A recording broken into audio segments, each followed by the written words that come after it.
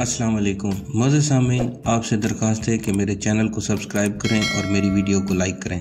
रवायत है कि एक नहायत दूर दराज के गांव में एक गरीब जुलाहा रहता था। किस्मत से उसकी शादी हो गई। बीवी ने चूल्हा चौका संभाला तो उसे घी शक्कर लगाकर रोटी पका कर दी। जुलाहे ने जी भर कर खाई और अपने हाथ अपने बाजू से पूंछ लिए और कमर सीधी करने को 2 घड़ी लेट गया। गर्मियों का मौसम था, मक्खियों ने बाजू पर यलगार कर दी।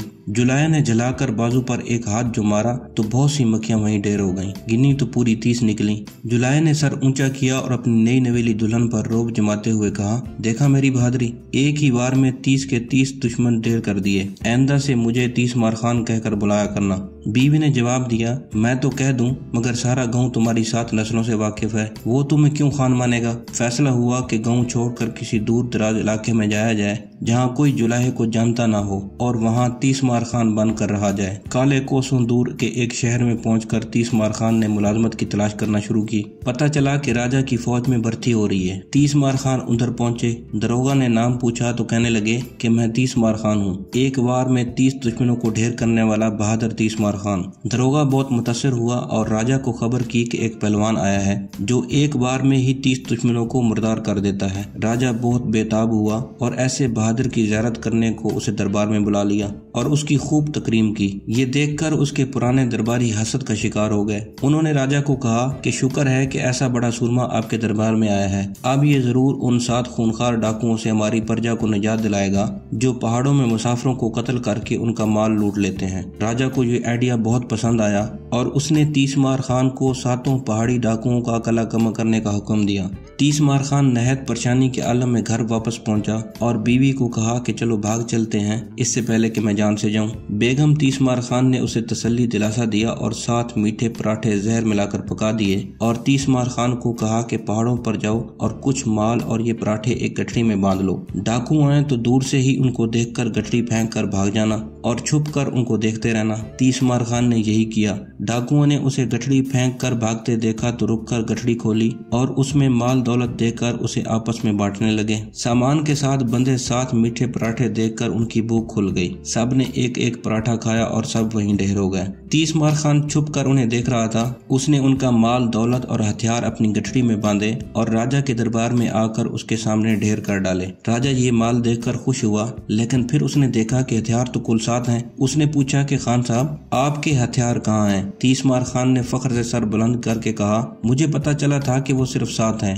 20-30 जने होते तो मैं हथियार लेकर उनका मुकाबले पर निकलता। मैं तो एक बार से ही 30 को मार डालता हूँ। सिर्फ 7 दुश्मनों को मारने के लिए तो मेरे हाथ ही काफी हैं। राजा बहुत मुतासिर हुआ और 30 मार खान को उसने अपनी फौज का सिपहसालार बना दिया। 30 मार खान की ये तकरीम देखकर दरबारी मजीद हसद में मुब्तला हुए। कहने लगे कि एक आदमखोर शेर ने करीबी गांव में उधम मचाया हुआ है, कोई उसे मार नहीं सका और वो दर्जनों आदमी खा गया है। उसे तो सिर्फ 30 मार खान जैसा जीदार ही काबू कर सकता है। राजा ने सोचा और हुक्म दिया कि 30 मार खान को गांव की हवेली में पहुंचाया जाए। 30 मार खान और उसकी बीवी गांव पहुंचे ही थे कि मूसलाधार मींह बरसने लगा। वो हबड़ तबड़ में कमरे में घुसे ही थे कि दरवाजा खुला पाकर शेर भी हवेली में आ पहुंचा। 30 मार खान ने दरवाजे की झरी से देखा कि बैर सैन में शेर घात लगाए बैठा है। ऊंची आवाज में बोले, तलवार पकड़ाओ, मैं अभी जाकर इस शेर की बोटी बोटी करता हूँ। बीवी कहने लगी, ठहरे खान साहब, इस अंधेरी रात में शेर बहुत खतरनाक होगा।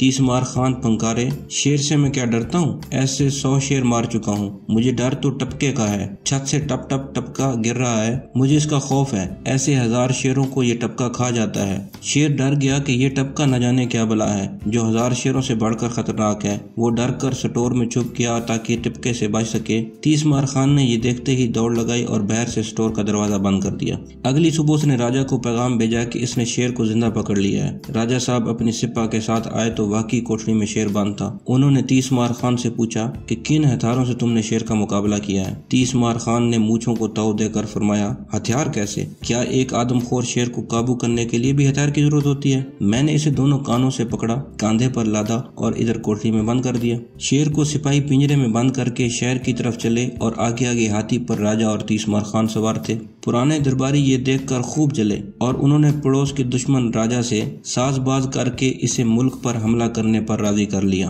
राजा को दुश्मन के हमले की खबर मिली तो उसने तीसमार खान को हुक्म दिया कि वो फौज लेकर जाए और दुश्मन का मुकाबला करें। तीसमार खान घर पहुंचा और बेगम तीसमार खान को कहने लगा कि मैं तो जिंदगी भर घोड़े पर नहीं बैठा, बेहतर यही है कि हम भाग चलें। बेगम तीसमार खान ने उसे तसल्ली तलाशा दिया और कहा कि तुम अपने पांव घोड़े की रकाबों से बांध लेना और यूं तुम घोड़े से नहीं गिरोगे। जब हमला शुरू हो तो अपना घोड़ा तेज भगाकर वहां से निकल जाना। सब यही समझेंगे कि तुम दुश्मनों पर हमला कर रहे हो। अगर तुम्हारी फौज जंग जीत गई तो वापस फौज में मिल जाना, हार गए तो जान बचाकर भाग जाना। तीसमार खान ने ऐसा ही किया। सिपाहियों को रकाबों से पांव बांधने का हुक्म दिया तो वो हक्के बक्के रह गए। तीसमार खान ने उनकी हैरत देखकर कहा, दुश्मन को देखते ही मैं तैश में दीवाना हो जाता हूँ और घोड़ा मेरी रफ्तार का साथ नहीं दे पाता, इसलिए घोड़े के साथ पांव बांधना जरूरी है। सिपाही ने पैर बांधकर ये सोचा कि अब खान साहब खुद से घोड़े को एट तो लगा नहीं सकते और घोड़े की पुश्त पर एक कमची पूरी कुव्वत से जमा दी ताकि वो तीसमार खान साहब की रफ्तार का साथ दे सके। घोड़ा तीर की तरह सफों से निकला और दुश्मन की तरफ दौड़ा।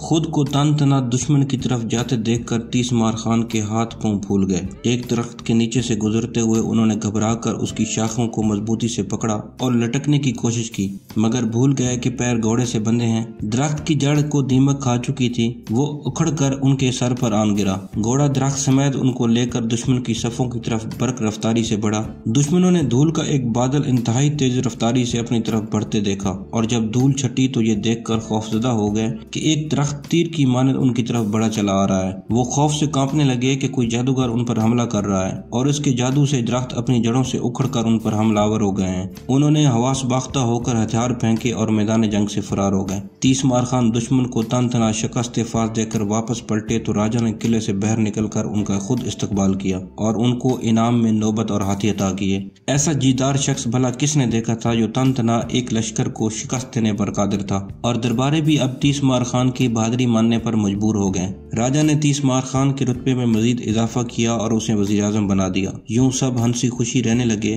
तो साहबो बात यह है कि कई हीरो बाजू की बजाय जबान के जोर से ही तीसमार खान बन जाते हैं और दुनिया इनसे इम्प्रेस होती फिरती है और ये बेगमात ही होती हैं जो अच्छे भले आदमी को तीसमार खान बनाकर उनका रुतबा बढ़ा देती हैं। वज़े सामीन प्लीज़ मेरे चैनल को सब्सक्राइब करें और मेरी वीडियो को लाइक किया करें। बहुत शुक्रिया।